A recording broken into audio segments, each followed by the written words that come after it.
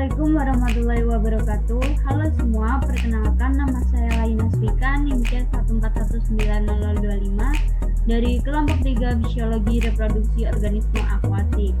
Pada video kali ini, saya akan membahas mengenai resum materi dari pertemuan kedua sampai pertemuan ke-11. Yang pertama ada ciri seksual primer dan sekunder pada ikan lele. Ciri seksual primer pada ikan berhubungan secara langsung dengan proses reproduksi seperti organ reproduksi dan hormon yang mempengaruhinya. Ciri seksual primer ikan lele betina yaitu memiliki 3 lubang berupa anus, lubang pengeluaran telur, dan lubang pengeluaran urin. Sedangkan lele jantan memiliki 2 lubang genital berupa anus dan lubang urogenital. Selanjutnya, ciri seksual sekunder pada ikan dapat dilihat dari ciri fisik atau seksual dimorfisme dan dari perbedaan warna atau seksual dikromatisme yang jelas antara ikan jantan dan betina. Ciri seksual sekunder ikan lele berjenis kelamin betina memiliki bentuk tubuh yang melebar dan warna kulit dada yang lebih terang. Ikan jantan memiliki tubuh yang lebih ramping serta warna kulit dada yang lebih gelap. Selanjutnya ada materi organ reproduksi. Organ reproduksi pada ikan yang menghasilkan sel kelamin disebut dengan gonad. Pada lele jantan terdapat sepasang testis yang merupakan gonad yang berfungsi untuk menghasilkan sperma. Pada lele betina terdapat sepasang ovarium yang berfungsi untuk menghasilkan telur. Selanjutnya ada materi perkembangan gonad.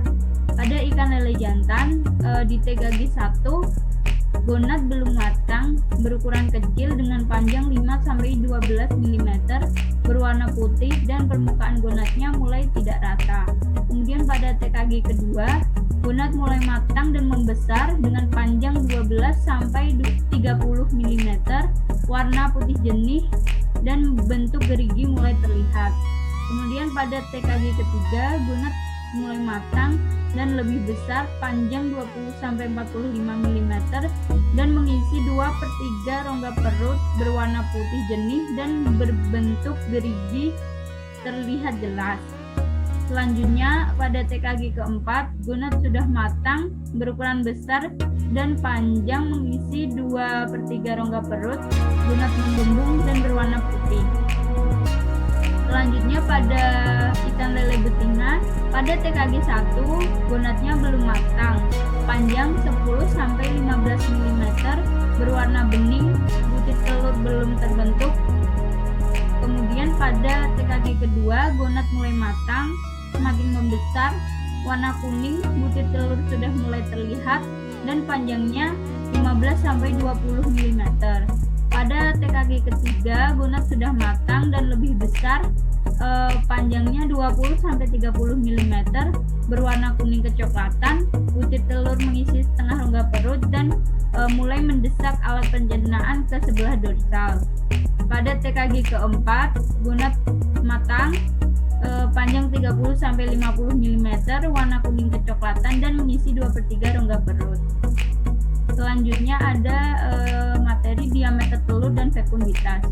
Diameter telur merupakan garis tengah suatu telur yang digunakan untuk mengetahui kematangan gonad ikan.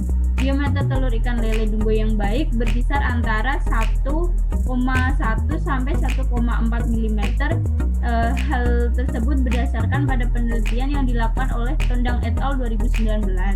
Selanjutnya, fekunditas merupakan jumlah telur ikan yang keberadaannya dipengaruhi oleh spesies, umur, ketersediaan makanan, dan sebagainya.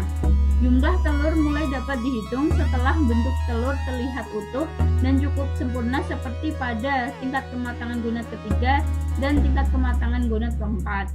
Nah, penelitian yang dilakukan oleh Azizati et al. 2015 mendapatkan hasil perhitungan nilai fekunditas sebanyak 51.515 sampai 59.714 butir per kilogram.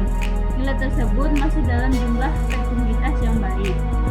Selanjutnya ada materi HSI atau GSI. HSI atau Hepatosomatic Index merupakan salah satu aspek biologi yang dihitung dengan menggunakan bobot hati. Hati merupakan organ metabolisme pada tubuh ikan. HSI dapat digunakan sebagai biomarker indikator kesehatan ikan dan bertanggung jawab atas efek biologis terintegrasi yang berhubungan dengan fungsi fisiologis reproduksi. Nilai HSI dipengaruhi oleh kondisi indukan ikan yang aktif menyimpan lipid. Menurut penelitian yang dilakukan oleh Rahmadani et al. 2020, HSI ikan lele tanpa perlakuan sebesar 2,78%, sedangkan nilai HSI yang diberi penambahan kunyit 0,75% pada pakan sebesar 2,56%. Kemudian ada GSI atau Gonadosomatics Index. Gonadosomatics Index merupakan aspek biologi reproduksi yang dapat dijadikan sebagai indikator tingkat kematangan gonad. Gonadosomatics Index ini pada ikan lele mengalami kenaikan dan penurunan di periode perkembangbiakan. GSI menurun pada periode istirahat dan meningkat pada periode pertumbuhan gamet berlangsung. Menurut penelitian Iswanta et al. 2016, indeks gonadosomatik induk jantan ikan lele yang matang gonad berkisar antara 0,22% sampai 1,47% dan indeks gonadosomatik induk betina ikan lele sebesar 17,38%. Selanjutnya ada materi bioassay. Nah, bioassay ini merupakan uji yang digunakan untuk mengetahui toksisitas dari suatu bahan pencemar yang dapat mempengaruhi tingkat kelangsungan hidup suatu organisme akuatik. Selanjutnya ada materi induksi hormon dan hipofisasi. Induksi hormon merupakan suatu cara yang dapat digunakan dalam pematangan gonad. Terdapat 3 teknik pemberian hormon, yaitu penyuntikan, perendaman, dan oral. Pada praktikum kali ini, kami menggunakan teknik hipofisasi atau teknik penyuntikan ekstrak kelenjar hipofisa dari ikan donor pada ikan yang bertujuan untuk merangsang pemijahan. Dosis yang diberikan yaitu 1:1,5 dari perbandingan berat tubuh ikan dengan ikan donor. Berikut merupakan proses pengambilan hipofisa, yaitu dengan membelah kepala ikan. Selanjutnya ada materi rekayasa kelamin. Rekayasa kelamin atau seks reversal merupakan teknik pembalikan arah kelamin secara berlawanan, seperti mengubah kelamin betina menjadi jantan, atau maskulinisasi, atau mengubah kelamin jantan menjadi betina yang disebut dengan feminimisasi. Nah, bahan yang umum digunakan untuk mengubah kelamin betina menjadi jantan yaitu testosteron, androstendio, dan 17-alfa metil testosteron.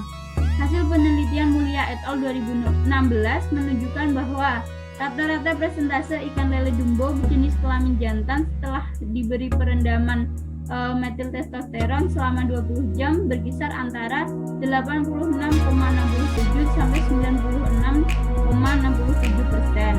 Nah, selanjutnya ada materi preservasi sperma. Preservasi sperma merupakan teknik penyimpanan sperma yang digunakan untuk memperpanjang usia simpan dengan mempertahankan sifat-sifatnya. Preservasi sperma ikan termasuk kegiatan kriopreservasi. Kriopreservasi ini merupakan teknik pengawetan atau penyimpanan sperma dalam keadaan beku dengan mereduksi aktivitas metabolisme tanpa mempengaruhi organel yang ada di dalam sel. Umumnya suhu yang digunakan dalam teknik kriopreservasi yaitu minus 196 derajat Celcius dalam nitrogen cair. Nah, faktor penentu kebersihan dari kriopreservasi ini adalah bahan extender atau pengencer, kemudian krioprotektan dan rasio pengenceran, laju pembekuan, dan laju pencairan kembali. Sekian penjelasan resume materi 2-11 dari saya. Kurang lebihnya mohon maaf. Terima kasih. Wassalamualaikum warahmatullahi wabarakatuh.